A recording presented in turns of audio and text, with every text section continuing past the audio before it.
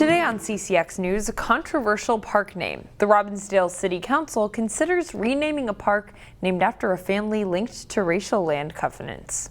The Robbinsdale City Council considered two options Tuesday to rename Sanborn Park, Shoreline Park, or Castile Park. But as the Link Cleveland reports, Robbinsdale residents are going to have to wait a little longer before the issue is resolved. So, we're going to have a public hearing on this. The act of renaming a park. I co-signed to rename Robbinsdale's Sanborn Park as Castile Park. Brought out a slew of different opinions. I want to register my vote for Shoreline Park.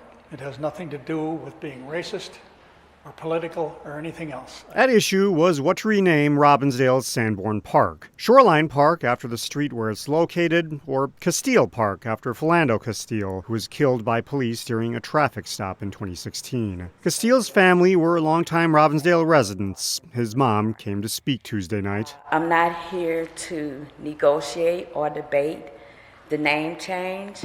I am here simply to say thank you for even the consideration for the nomination. A number of people from the city's Human Rights Commission voiced their support for the Castile Park name. Sanborn, a park name that should be replaced by a name that should be remembered.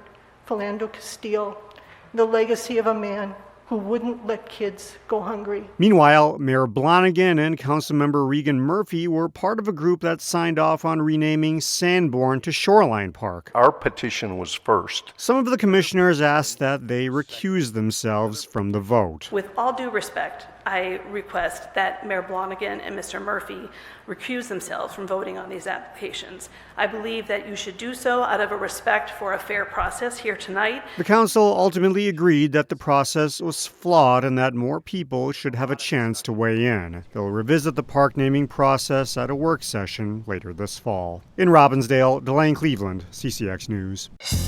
Find more local news stories at ccxmedia.org and follow us on social media.